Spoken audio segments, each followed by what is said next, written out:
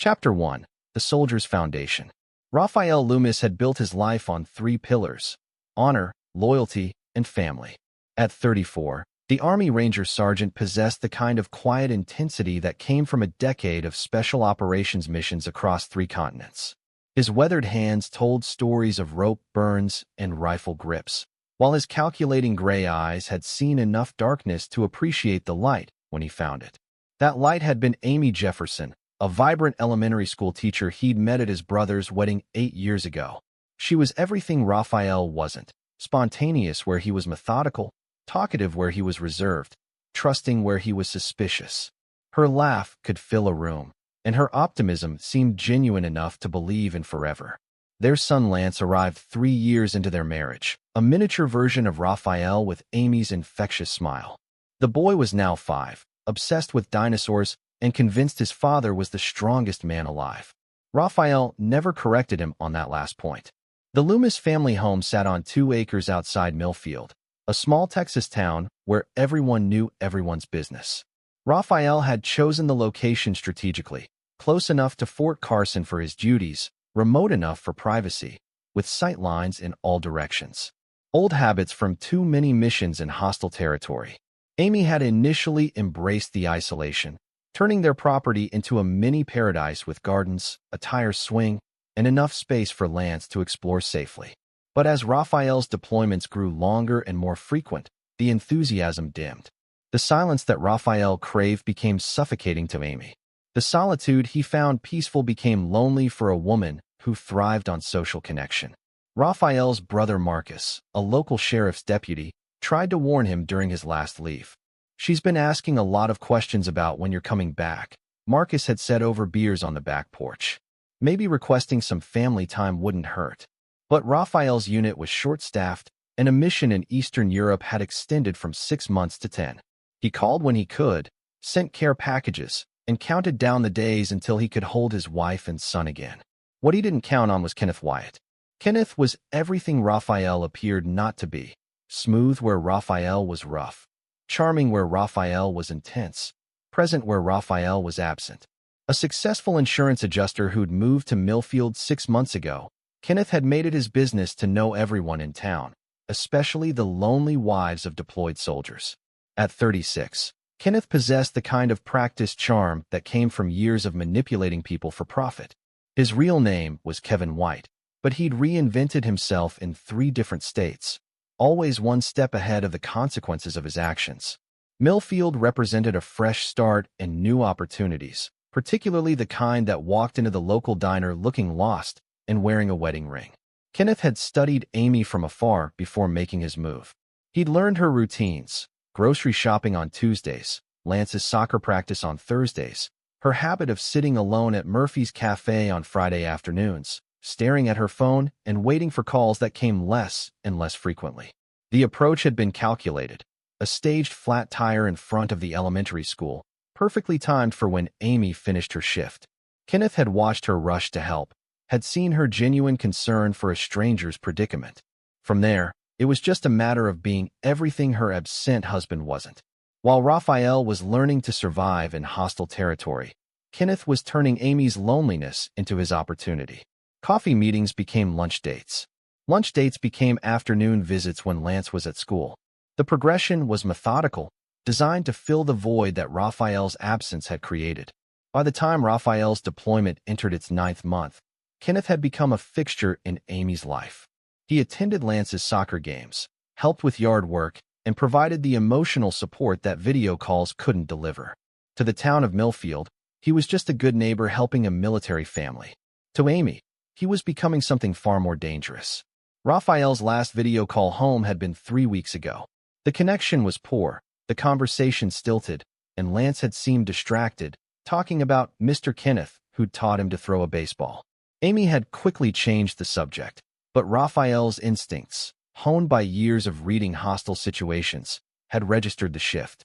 Something was wrong at home. He just didn't know how wrong yet. Chapter 2. The Infection Spreads. Kenneth Wyatt had perfected the art of infiltration, but Amy Jefferson Loomis presented unique challenges. Unlike his previous marks, she wasn't naive or desperate. She was lonely, yes, but still deeply committed to her marriage and son. Breaking through those defenses required patience and precision. The breakthrough came during Lance's 5th birthday party. Raphael had promised to video call for the celebration, but a mission delay left Amy explaining to a tearful 5-year-old why Daddy couldn't sing Happy Birthday in person. Kenneth, who'd been invited as a family friend, stepped in with magic tricks and stories that transformed Lance's disappointment into delighted laughter. "You're good with kids," Amy observed as they cleaned up afterward, Lance exhausted and finally asleep. "I was married once," Kenneth lied smoothly. "We were trying for children when—" He let the sentence hang, allowing Amy's imagination to fill in the tragic blanks. "I guess I just remember what it felt like to want that connection." The fabricated vulnerability worked perfectly. Amy's natural empathy kicked in, and she found herself comforting the man who'd been comforting her family. It was a masterfully manipulated moment that shifted their relationship from friendship toward something more intimate. Kenneth had researched military deployment psychology extensively. He understood that the wives left behind often felt abandoned, forgotten, and emotionally starved. Amy checked every box. Her social media posts had grown less frequent, her smiles more forced. She was ripe for exactly the kind of attention Kenneth specialized in providing. The physical affair began 6 weeks after Lance's birthday, on a Thursday afternoon when Lance was at his friend Marcus Jr.'s house. Amy had been crying over another missed call from Raphael when Kenneth arrived with takeout and a willingness to listen. One thing led to another, and by evening, Amy had crossed a line she'd never imagined crossing. The guilt was immediate and overwhelming, but Kenneth was prepared for that too. He didn't push for more or make demands. Instead, he provided comfort and understanding, positioning himself as someone who could help her navigate the complexity of emotions she was experiencing. "Raphael's a good man," Kenneth said the next morning over coffee, "but he's not here. You deserve to feel alive, Amy. You deserve to feel wanted." It was a perfectly crafted mixture of validation and manipulation that kept Amy from ending things immediately. Instead, she found herself trapped in a cycle of guilt and need, pushed further from her husband and deeper into Kenneth's web. The affair intensified over the following months. Kenneth began staying over when Lance was at sleepovers, his belongings gradually appearing throughout the house. He learned Raphael's communication schedule and made sure to be scarce during calls home. To neighbors and friends, he maintained the facade of being just a helpful friend to a military family. But Kenneth was growing impatient. Amy's guilt was becoming a liability, and her periodic attempts to end the affair threatened his long-term plans. He needed to accelerate the timeline and ensure she would be fully committed to choosing him over Raphael when the deployment ended. The solution came from an unexpected source: Lance himself. Kenneth had been careful to avoid overt manipulation of the boy, but Lance was naturally drawn to the man who was always around, always available, always interested in his activities. The child began calling Kenneth by name instead of Mr. Kenneth, started asking when he would visit next, and eventually, innocently and devastatingly, asked why Kenneth couldn't be his daddy instead of the man on the computer screen. Amy's reaction to that question told Kenneth everything he needed to know. The guilt was there, but so was consideration. She was actually weighing the possibility. Her marriage was already over in her mind. She just hadn't admitted it yet. That night, as Amy struggled with the implications of her son's innocent question, Kenneth made his final play. "I love him like he's my own," he said quietly. "And I love you in a way that I don't think Raphael ever could. He's trained to leave, Amy. I'm built to stay." It was the perfect combination of truth and lie that sealed Amy's emotional commitment. By the time Raphael was scheduled to return in 3 weeks, she had mentally already begun planning a different future, one that included divorce papers and a new life with Kenneth. What neither Amy nor Kenneth counted on was how quickly and violently that timeline would change. Lance had been playing in the backyard that Saturday afternoon when Kenneth lost his temper over something trivial: a baseball thrown too hard that dented Kenneth's car. The man Amy thought she loved revealed himself in that moment, grabbing Lance roughly and shaking him hard enough to leave bruises. Amy's maternal instincts overrode everything else. She confronted Kenneth immediately, demanding he leave and never return. But Kenneth had invested too much time and effort to walk away quietly. The mask came off completely. "You think you can just dismiss me?" he snarled, his charming facade replaced by something cold and calculating. I know everything about your marriage, your finances, your routine. I know where Lance goes to school, when you're alone, who you trust. You're going to keep your mouth shut, and we're going to work this out. The threat was clear, and Amy realized she was trapped with a man far more dangerous than she'd imagined. But she underestimated her own desperation to protect her son. That evening, after Kenneth left with promises to discuss their future the next day, Amy called the one person she knew would help her, Marcus Loomis, Raphael's brother and a deputy sheriff. The conversation was brief but sufficient. Marcus understood the situation immediately and began making his own plans. But what Amy didn't know was that Marcus had been tracking Kenneth's background for weeks, had discovered multiple identity changes and a pattern of targeting military wives. What Marcus didn't know was that Kenneth had been watching him too, and had plans of his own for anyone who threatened his carefully constructed new life. The stage was set for a confrontation that would bring Raphael Loomis home much sooner than anyone expected. Chapter 3. The Call That Changed Everything. Raphael Loomis was 3 days into what should have been a routine extraction mission in Romania when his secure satellite phone buzzed with a priority message. The display showed a number he didn't recognize, but the area code was from home.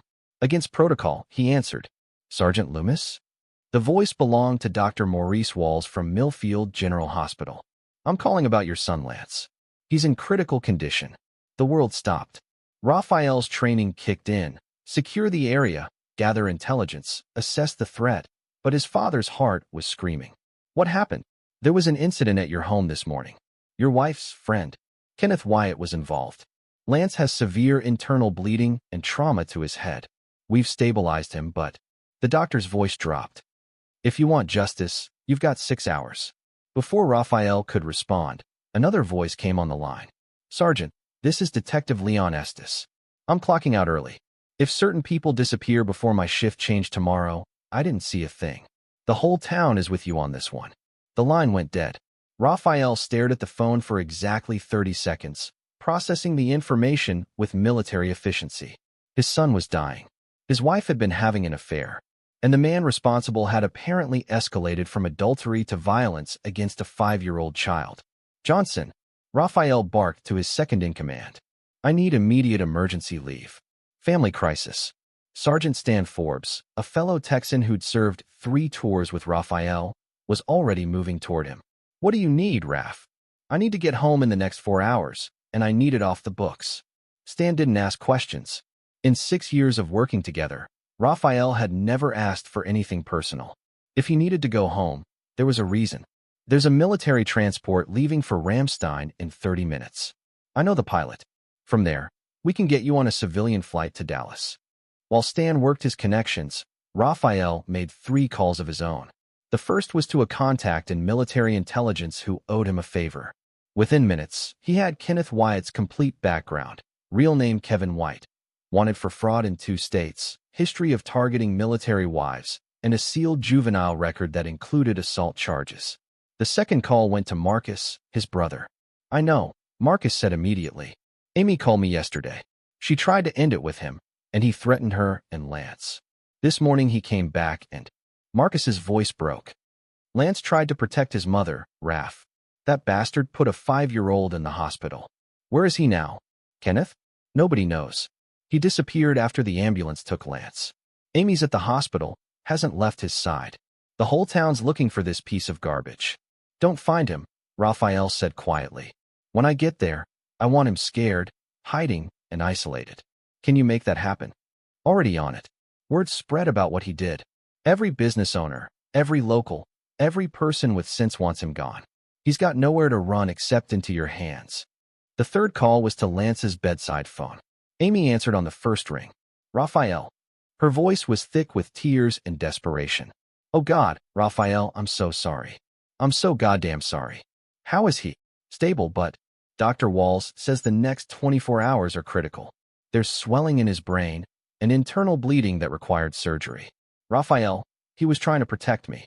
Lance was trying to protect me from what I brought into our home." Raphael could hear the self-destruction in her voice, but there would be time for that conversation later. Right now, only one thing mattered. "Amy, listen to me carefully. I'm coming home. I'll be there tonight. But your mission is over. Stay with Lance. Don't leave his side for any reason. And Amy, when I get there, you're going to tell me everything. Every detail about Kenneth, about your relationship with him, about what happened this morning. Everything. The line was quiet for a long moment. When Amy spoke again, her voice was barely a whisper. I know you'll never forgive me. You're right, Raphael said without hesitation. But right now, our son needs both his parents alive. We'll figure out the rest later. 12 hours later, Raphael Loomis stepped off a plane at Dallas-Fort Worth International Airport. He'd traveled 6,000 miles in half the time it should have taken, called in every favor he'd earned in a decade of military service, and crossed international boundaries without proper authorization. None of that mattered. He was home, and he was hunting. Stan Forbes had insisted on coming with him, claiming vacation time and buying his own ticket. You shouldn't do this alone, he'd said simply. Raphael hadn't argued. Stan was loyal, discreet, and had skills that might prove useful. Marcus met them at the airport with Raphael's truck and a situation report. Kenneth Wyatt had been spotted 3 times since the incident. Once at a gas station 20 miles out of town, once at a motel that refused him service after recognizing his face, and once trying to withdraw money from an ATM that mysteriously malfunctioned when he approached. The whole county's turned against him, Marcus explained as they drove toward the hospital. Business owners, church groups, even the teenagers are sharing his photo online. He's got maybe $50 cash and no way to get more. No place to sleep, no place to eat, and everyone's watching for him. Good, Raphael said. Scared prey makes mistakes. What about Amy? Hasn't left Lance's side except to use the bathroom. She's eaten maybe 1 meal since yesterday. Dr. Wall says Lance's condition is improving, but slowly. Raphael nodded, processing the information. He had an injured son to see, a marriage to end, and a predator to hunt. The priorities were clear, and so was the timeline. Kenneth Wyatt had hurt Raphael's family. In approximately 6 hours, Kenneth Wyatt would discover what happened to people who made that mistake. As they pulled into the hospital parking lot, Raphael began counting down the minutes. Kenneth might have 6 hours of freedom left, but he wouldn't see another sunrise. The hunt was about to begin. Chapter 4, The Gathering Storm. Millfield General Hospital at 2 a.m. was a fortress of fluorescent lighting and antiseptic smells. Raphael moved through the corridors with the predatory grace of a man accustomed to hostile territory, his civilian clothes doing nothing to disguise the military bearing that made nurses step aside instinctively. Lance lay unconscious in room 314, connected to machines that beeped with mechanical persistence. At 5 years old, he looked impossibly small in the hospital bed, his face bruised and his head wrapped in bandages. Amy sat beside him, her once vibrant appearance reduced to hollow exhaustion and guilt-stained tears. She looked up when Raphael entered, and for a moment, neither spoke. 8 years of marriage, 3 years of parenthood, and 10 months of separation collapsed into a single moment of recognition. Everything between them was broken beyond repair. How is he? Raphael asked, his voice professionally neutral. Better. The swelling in his brain is going down. Dr. Walls thinks he'll make a full recovery, but Amy's voice cracked. Raphael, I need you to know what happened. All of it. I know enough. Raphael checked Lance's chart, noted the medications, assessed the monitoring equipment. His son was stable but vulnerable. Who else knows about your affair? The clinical tone made Amy flinch. Marcus figured it out. Some of the neighbors suspected. I thought I was being careful, but you weren't. Raphael pulled a chair to the opposite side of Lance's bed, positioning himself where he could watch both his son and the door. Tell me about Kenneth. Everything from the beginning. For the next hour, Amy confessed everything. The loneliness, the gradual seduction, the escalating relationship, and finally the threats that had culminated in violence against their son. Raphael listened without interruption, filing away details with military precision. He said he knew our routines, our finances, where Lance goes to school. Amy finished. Yesterday, when I tried to end it, he got angry. Said I couldn't just dismiss him after everything he'd invested. This morning he came back demanding we work things out, and when Lance saw him yelling at me, she broke down completely.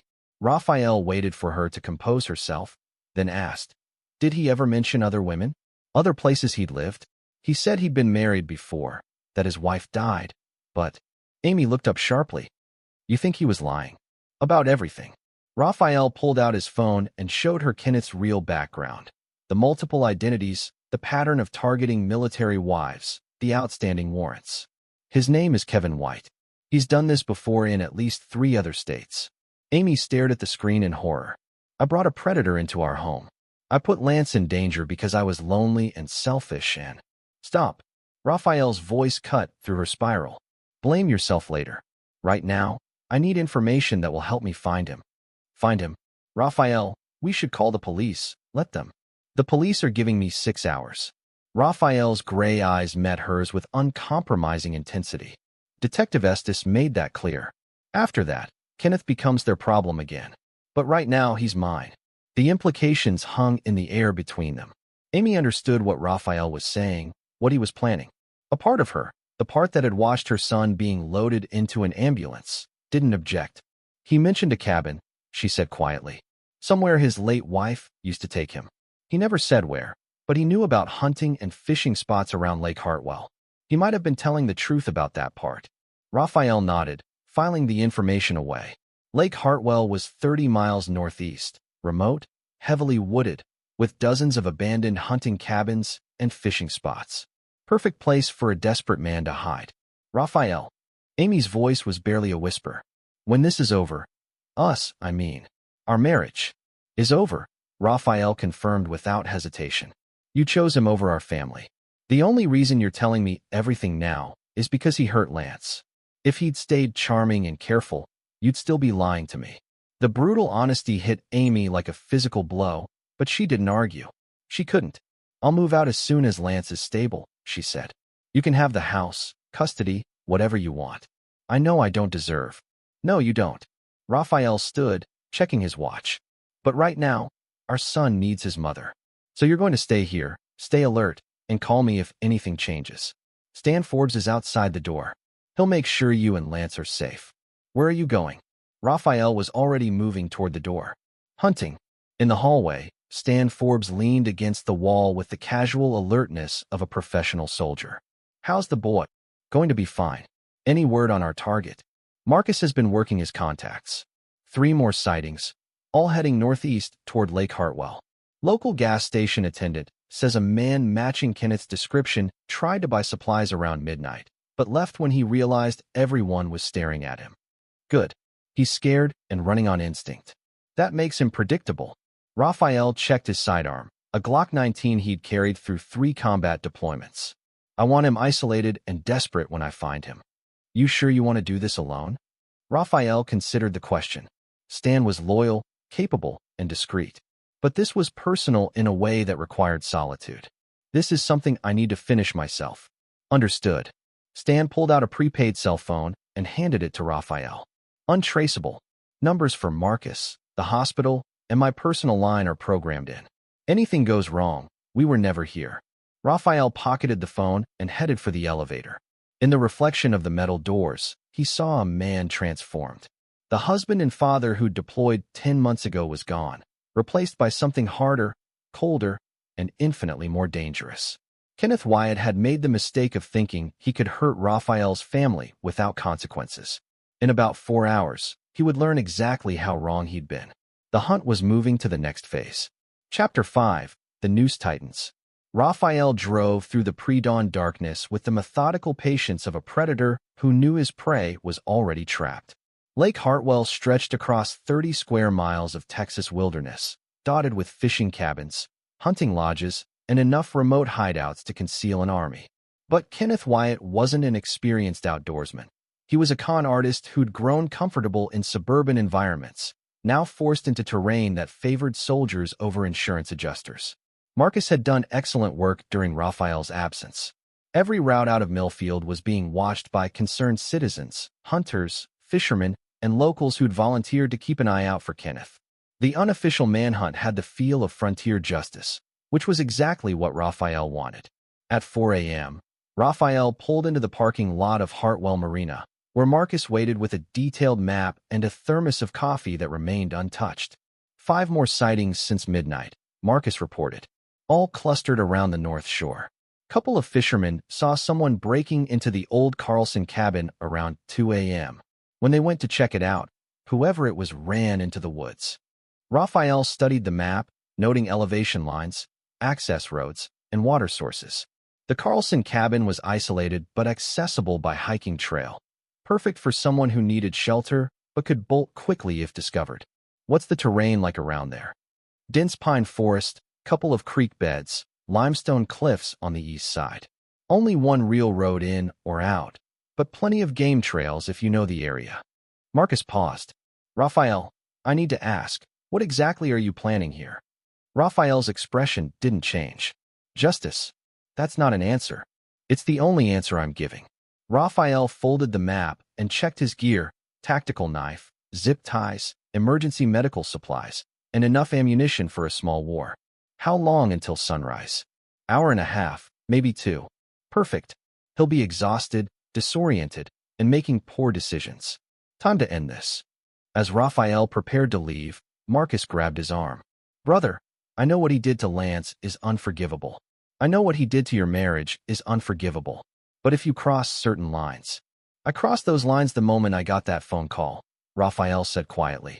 Kenneth Wyatt hurt my son. Everything that happens next is just consequences. The hiking trail to Carlson cabin wound 3 miles through dense forest that muffled sound and limited visibility.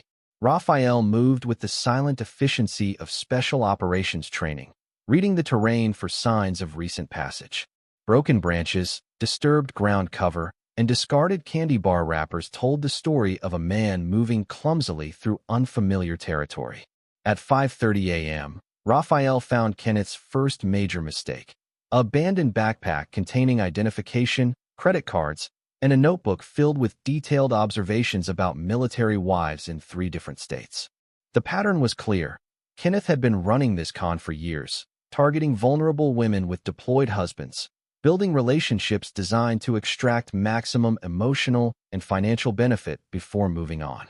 Among the notes, Raphael found references to Amy that made his jaw clench. Subject responds well to attention and validation. Husband absent 8+ months. Child attachment developing. Recommend accelerated timeline for full commitment. Kenneth had reduced Raphael's family to psychological case study. The clinical detachment made what Raphael was planning feel not just justified, but necessary. The Carlson cabin sat in a clearing overlooking the lake, its windows dark but showing signs of forced entry. Raphael circled the structure methodically, noting exit routes and potential defensive positions. Thermal imaging through his scope revealed a single heat signature huddled in the back corner. Target acquired. Raphael waited. Rushing in would be efficient but unsatisfying. Kenneth needed to understand the hopelessness of his situation before the confrontation began. Fear was as important as physical pain for what Raphael had planned. At 6 a.m., Raphael began the psychological phase.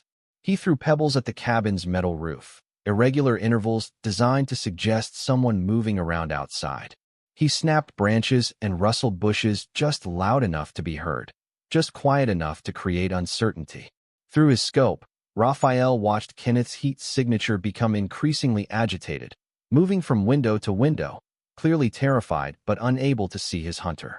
When Kenneth finally emerged from the cabin carrying a makeshift weapon, a broken table leg, Raphael was ready. Kevin White. Raphael's voice echoed from the tree line, deliberately using Kenneth's real name. Kenneth spun toward the sound, eyes wild with panic. Who's there? What do you want? I want to discuss your investment in my family. Raphael stepped into view, his rifle trained on Kenneth's center mass. Specifically, your decision to put my son in the hospital. Recognition dawned in Kenneth's eyes, followed immediately by the calculation of a cornered predator. You're Raphael. Look, what happened to Lance was an accident. I never meant. You meant every bit of it.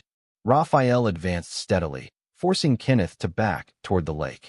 You spent months manipulating my wife, threatening my family, and when she tried to protect my son, you put him in the hospital. Nothing about that was accidental. Kenneth tried to run. Raphael let him get 15 yards before firing a single shot that splintered a tree trunk 6 inches from Kenneth's head. The message was clear. Escape wasn't an option. Please. Kenneth dropped his improvised weapon, hands raised. I can make this right. I can leave town, disappear, never contact Amy again. I have money. I can pay for Lance's medical bills. Whatever you want. What I want, Raphael said, continuing his methodical advance, is for you to understand something very important. You hurt my family because you thought there would be no consequences. You targeted military wives because you thought their husbands were too far away to stop you. Kenneth was backing toward the lake now, his feet splashing in the shallow water. I was wrong, okay? I'm sorry. Please, just let me leave in. You were wrong about a lot of things, Raphael agreed. But mostly, you were wrong about what kind of man would come looking for you. The conversation was over.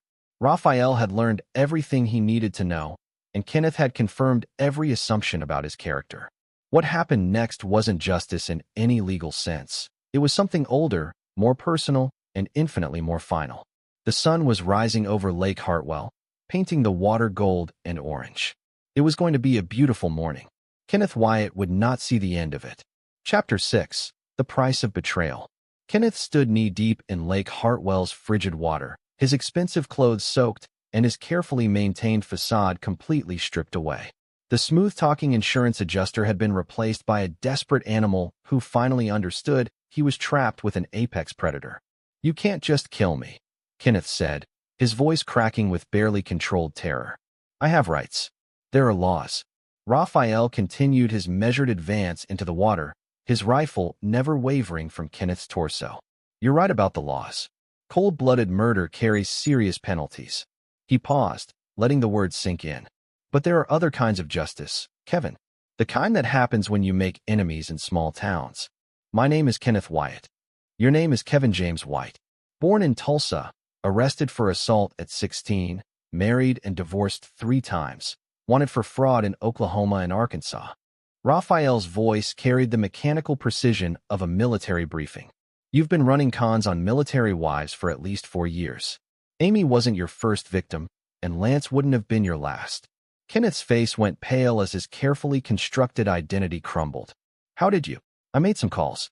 Turns out, when you hurt a soldier's family, other soldiers take notice. Raphael was close enough now to see the panic in Kenneth's eyes. Staff Sergeant Patricia Coleman in Arkansas sends her regards. Her husband died in Afghanistan while you were stealing their savings and sleeping with his wife. The water was chest-deep now, and Kenneth was struggling to keep his footing on the lake's muddy bottom. Look, I'll make it right. All of it. I'll turn myself in, confess to everything, pay back every penny. Too late for that conversation.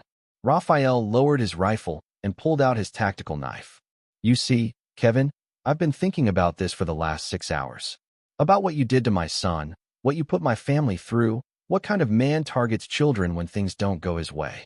Kenneth tried to turn and swim deeper into the lake, but Raphael moved faster. Years of combat training made the capture effortless. A chokehold that cut off Kenneth's air without killing him, applied just long enough to demonstrate complete control. When Kenneth stopped struggling, Raphael dragged him back toward shore and zip-tied his hands behind his back. Please, Kenneth gasped. I know I made mistakes, but murder isn't. Who said anything about murder? Raphael hauled Kenneth to his feet and began walking him toward the forest. I told you there are different kinds of justice. The walk took 20 minutes, winding through dense pine forest to a remote clearing that Raphael had scouted earlier. In the center sat a hole, 6 feet deep, 3 feet wide, recently dug with military precision. Kenneth stared at the hole in horror. You're going to bury me alive? Not exactly. Raphael checked his watch. It's 7:15 a.m. In 45 minutes, Detective Estes officially comes back on duty and starts looking for you again. That gives us some time to discuss your future. Raphael forced Kenneth to sit at the edge of the hole, his legs dangling into the darkness. Here's what's going to happen, Kevin. You're going to confess to everything. Amy, Lance, the other military wives, all of it. You're going to provide details about your cons, your real identity, and where you've hidden the money you've stolen. And then you'll let me go? Then we'll see if you've earned the right to keep breathing. Raphael pulled out a digital recorder. Start talking. For the next 30 minutes, Kenneth confessed to crimes spanning 4 states and 5 years. He detailed his methods for targeting military wives, his techniques for manipulation and emotional abuse, and his escalating pattern of violence when victims tried to escape. The recording captured everything: names, dates, bank accounts, and methods that would allow authorities to track down other victims and stolen money. When Kenneth finished, Raphael turned off the recorder and studied his captive. That wasn't so difficult, was it? So we're done? I can go. Raphael's smile was cold enough to freeze blood. Kevin, you still don't understand what's happening here. This isn't a negotiation. This is a sentencing. Before Kenneth could respond, Raphael zip-tied his ankles and pushed him into the hole. Kenneth's scream echoed through the forest as he hit the bottom, 6 feet down with no way to climb out. The good news is, you're not going to die, Raphael said, looking down at the trapped man. The bad news is, you're going to wish you had. Raphael began shoveling dirt into the hole, not enough to bury Kenneth completely, but enough to trap him up to his chest with only his head and shoulders exposed. Kenneth screamed and begged throughout the process, but the remote location ensured no one would hear him. When Raphael finished, Kenneth was effectively buried alive, unable to move anything below his neck, completely helpless and utterly terrified. Here's your situation, Raphael explained, kneeling at the edge of the hole. You're going to stay here until Detective Estes finds you. I've already called in an anonymous tip about a suspicious person in this area, so he should be along in a few hours. You can't leave me like this. I could die of exposure, or animals could. Probably not. It's a warm day, and the ranger station does regular patrols. You'll likely be found before anything permanently unfortunate happens. Raphael stood, shouldering his rifle. Consider this your new perspective on helplessness. Something you can think about while you're waiting for rescue. As Raphael walked away, Kenneth's screams followed him through the forest. By the time he reached his truck, the sounds had faded to distant echoes that seemed almost like bird calls. Detective Estes would find Kenneth in approximately 3 hours, traumatized but alive. The confession Raphael had recorded would be discovered near the burial site, along with evidence linking Kenneth to multiple crimes across several states.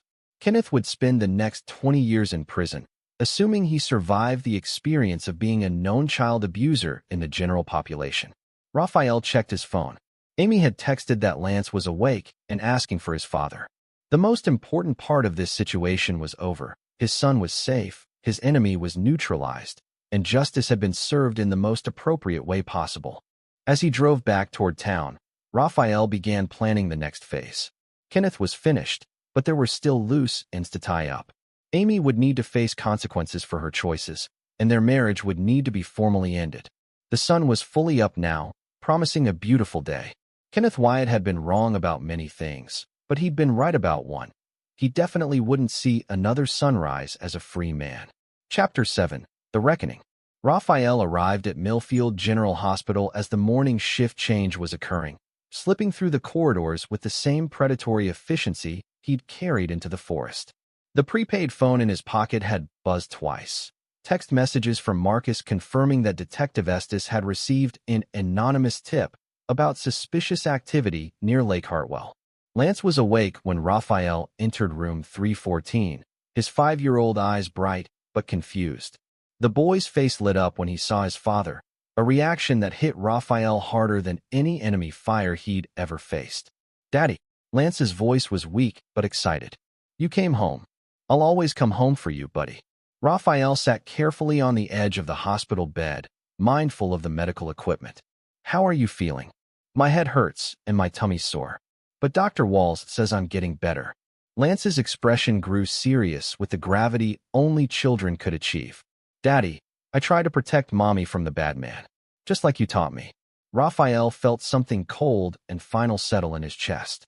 His 5-year-old son had been forced to be the man of the house while Raphael was deployed, had tried to protect his mother from a threat Raphael should have anticipated and prevented. "You did good, Lance. You were very brave." Raphael smoothed his son's hair, noting the healing bruises on the boy's face.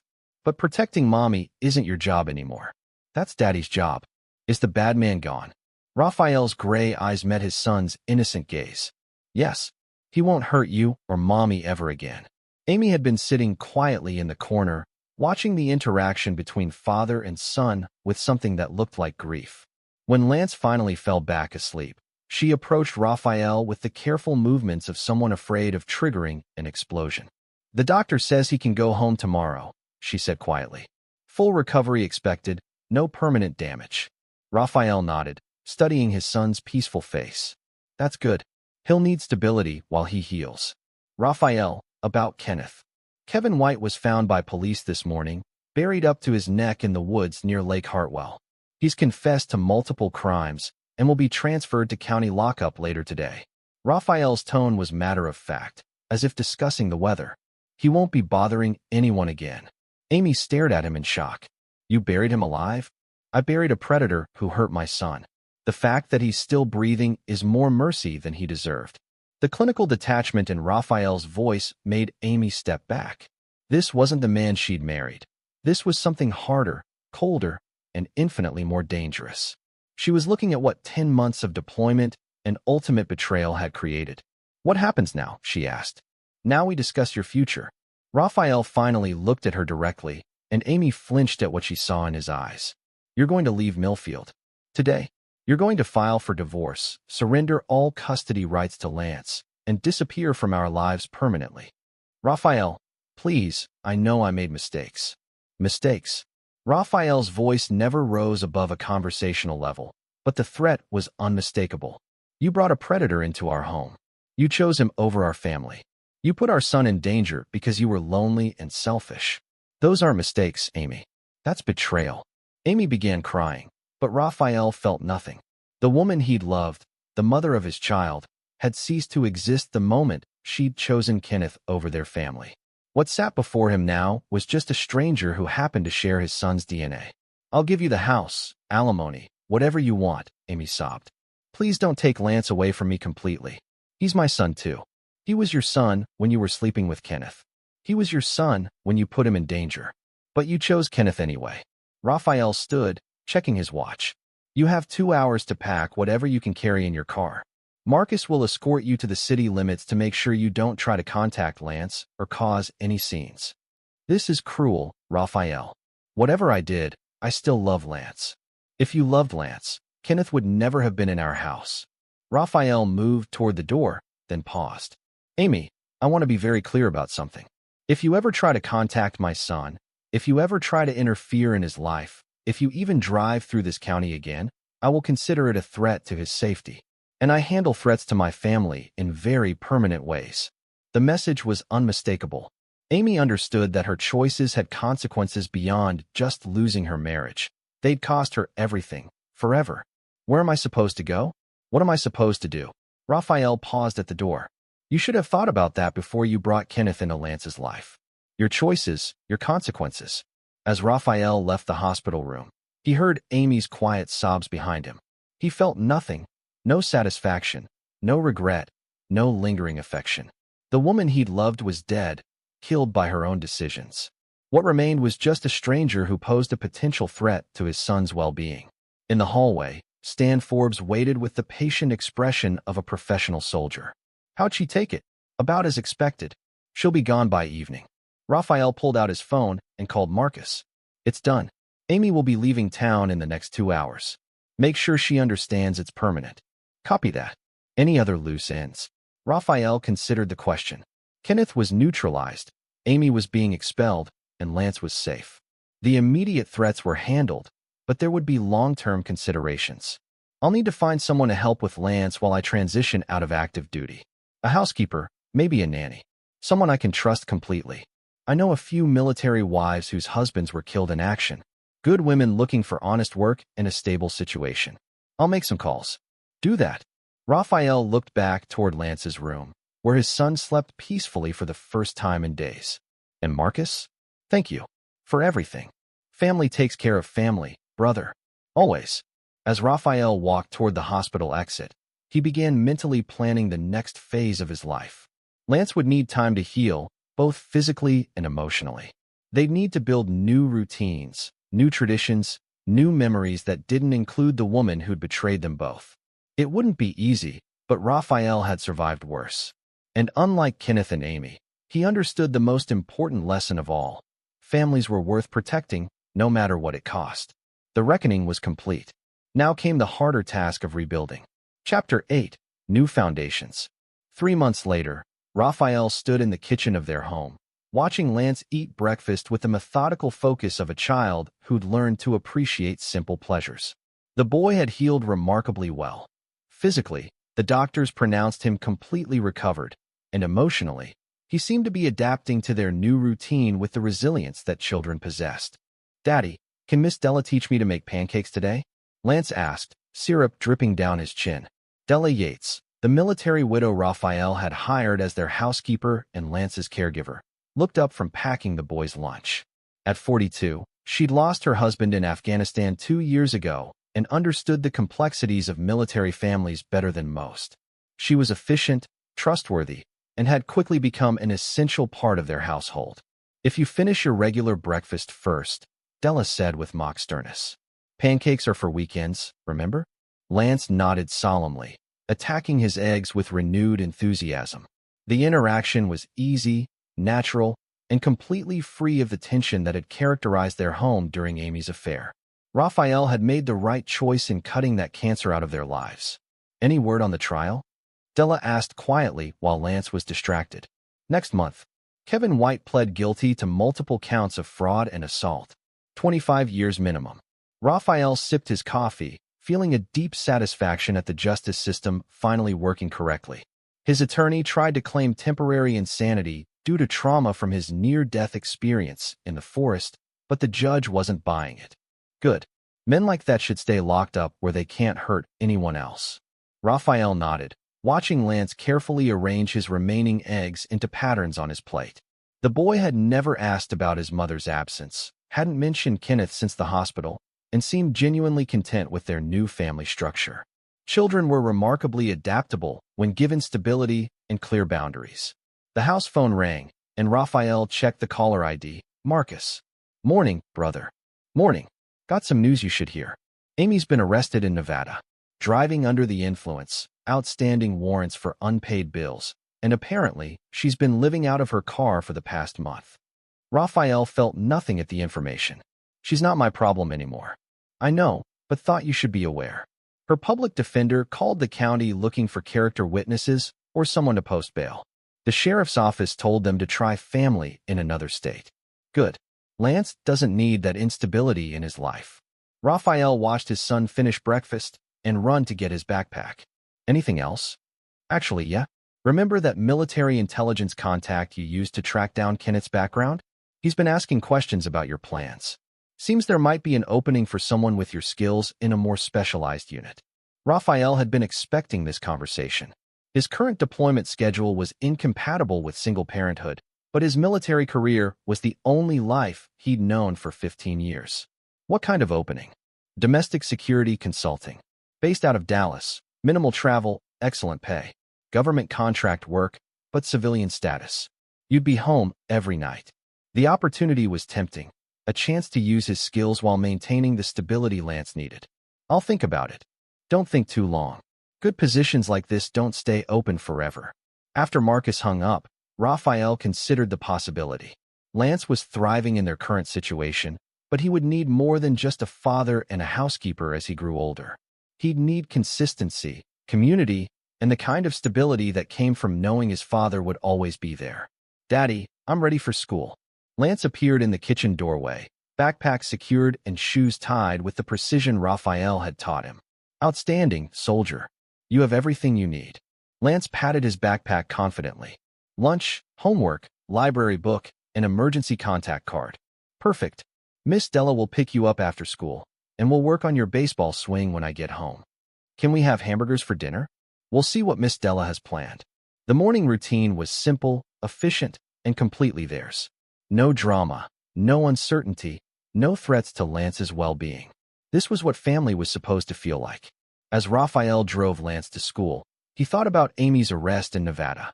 She'd chosen her path when she'd brought Kenneth into their lives, and she was living with those consequences. He felt no satisfaction at her misfortune, but no sympathy either. She was a stranger now, someone who'd temporarily shared their lives before revealing her true character. "Daddy." Lance's voice interrupted his thoughts. "Are you going to stay home now? Like forever?" The question carried deeper implications than a 5-year-old could fully understand. Lance was asking about stability, permanence, and whether the foundation they'd built together would last. "I'm going to stay with you for as long as you need me," Raphael answered carefully. "That's what fathers do." "Good. I like it when it's just us and Miss Della." It feels safe. Safe. The word hit Raphael like a physical blow. His son had learned to associate their home with safety only after Raphael had removed the threats that Amy had introduced. The boy understood, even if he couldn't articulate it, that some people brought chaos while others brought security. It is safe, Lance. Daddy made sure of that. As they pulled up to the elementary school, Raphael made his decision about the job offer. Lance needed stability, and Raphael needed to be there to provide it. His military career had served its purpose, but his son's well-being was more important than any mission. See you tonight, buddy. See you tonight, Daddy. Love you. Love you too, soldier. Raphael watched Lance walk into the school building with the confident stride of a child who knew he was protected, loved, and valued. The boy would grow up strong, secure, and clear about the difference between people who could be trusted and people who brought danger. Kenneth was in prison, Amy was living with her consequences, and Lance was thriving in an environment free from both threats. The foundation of their new life was solid, built on truth instead of deception, strength instead of weakness. Raphael pulled out his phone and called Marcus back. About that job offer, I'm interested. Set up the interview. It was time to build something permanent, something that would last long enough to see Lance grow into the kind of man who understood the value of loyalty, honor, and family. The kind of man who would never tolerate threats to the people he loved. The reconstruction was complete. Now came the more rewarding task of simply living. Chapter 9. The Final Justice. 5 years had passed since that terrible morning when Raphael received the call that changed everything. Lance was now 10 years old, excelling in school, and showed the kind of quiet confidence that came from knowing he was unconditionally loved and protected. Raphael had built their life with military precision, stable routines, clear expectations, and a foundation strong enough to weather any storm. The house had been transformed from the site of betrayal into a true home. Della Yates had become more than a housekeeper. She was family in every way that mattered. Her own children, twin daughters from her late husband, often stayed over, and Lance had gained the siblings Amy's selfishness had denied him. Raphael's career transition had been more successful than expected. His domestic security consulting work allowed him to be home every evening, attend every school event, and coach Lance's Little League team. The boy was developing into exactly the kind of young man Raphael had hoped for, loyal, honest, and strong enough to stand up for what was right. Amy had never contacted them.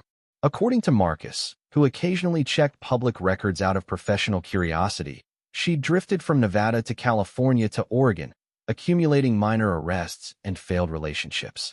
Her downward spiral was complete and apparently permanent. Lance never mentioned her anymore, seemed to have no memory of her affair or its consequences. He knew he had a mother somewhere, but Della filled that role so completely that it wasn't a source of pain or confusion. Kevin White, had died in prison 3 years ago. Another inmate, learning about his crimes against children, had administered the kind of justice that legal systems couldn't provide. Raphael felt nothing when Marcus delivered the news, except perhaps a mild satisfaction that one fewer predator existed in the world. The past was buried as completely as Kenneth had been in that hole near Lake Hartwell. But the past, Raphael was learning, sometimes had unfinished business. It started with a phone call from an unknown number on a Tuesday evening while Lance was doing homework and Della was preparing dinner. Raphael Loomis? The voice belonged to a young woman, nervous but determined. Speaking. My name is Stephanie May. My father was Staff Sergeant Coleman. You knew my stepmother Patricia from Arkansas? The woman Kevin White hurt. Raphael remembered immediately. Patricia Coleman, whose husband had died in Afghanistan while Kenneth stole their savings and manipulated her grief. One of several military wives whose stories had helped Raphael track down Kenneth's pattern of predation. I remember. Is Patricia all right? She died last year. Cancer. But before she passed, she told me about what happened to your family and what you did to Kevin White. She said you were the only person who ever got justice for what he did to military families. Raphael waited, understanding that this conversation was leading somewhere specific. Mr. Loomis, there are others. Women Kevin hurt who never got justice. Some of them have children who grew up knowing their mothers were destroyed by that man. We've been talking, sharing stories, trying to find some kind of closure. I'm sorry for your losses, but Kevin White is dead. Whatever justice you're seeking, it's not about him. It's about someone else.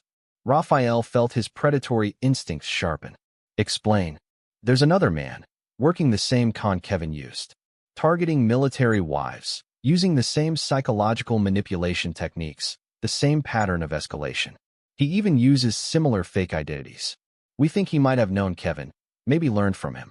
The information hit Raphael like cold water. The idea that Kenneth's methods were being replicated, that other families might suffer what his had endured, triggered something primal in his protective instincts. What's his name? He's using the name Marcus Wright, but that's fake. His real name is probably David something. He's working in South Carolina right now, targeting wives from Fort Jackson. 3 women so far that we know of, same pattern. Emotional manipulation, financial exploitation, escalating to threats when they try to leave. Raphael walked to his office, already pulling up military databases and contact networks.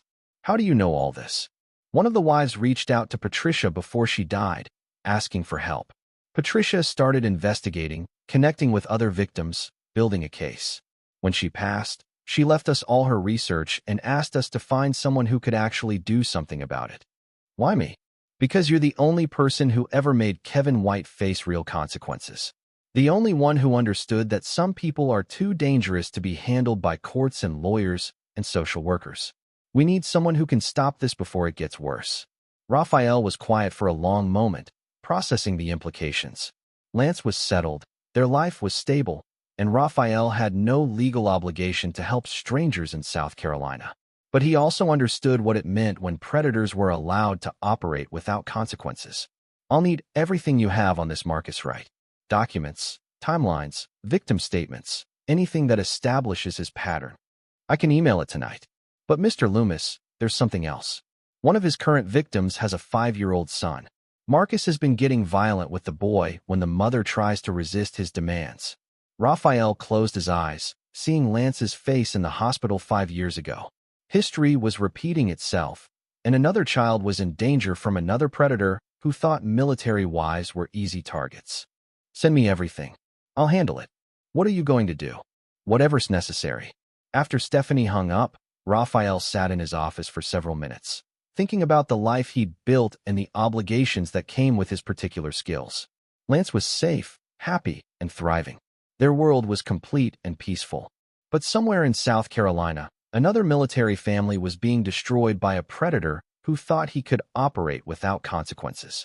Another child might be facing the same terror Lance had experienced.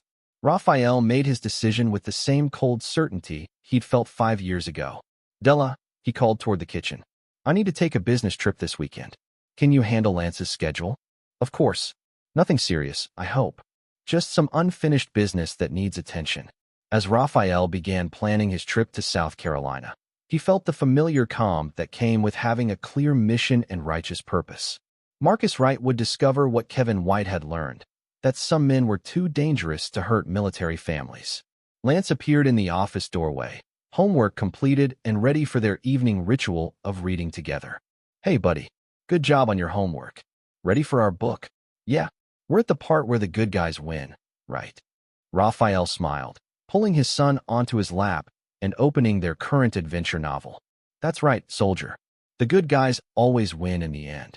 It was a promise Raphael intended to keep, no matter how many predators needed to be reminded of that fundamental truth. Some lessons he'd learned required very personal instruction. The final justice was about to be served. In the years that followed, no military wives in the southeastern United States reported incidents matching the pattern of psychological manipulation and financial exploitation that had characterized Kevin White and Marcus Wright. Investigators would occasionally find evidence of men with suspicious backgrounds who had abruptly disappeared from communities near military bases, but no connections were ever established. Military families lived safer lives, children slept more peacefully, and predators learned to seek easier prey elsewhere. Raphael Loomis retired from active consulting work when Lance turned 18 and joined the Army Rangers himself. Father and son had built something unbreakable, a bond forged in crisis and strengthened by truth, loyalty, and an absolute commitment to protecting family above all else. Some stories end with forgiveness and reconciliation. This one ended with justice and peace, which proved to be far more satisfying. This is where our story comes to an end. Share your thoughts in the comments section. Thanks for your time. If you enjoy this story, please subscribe to this channel. Click on the video you see on the screen, and I will see you there.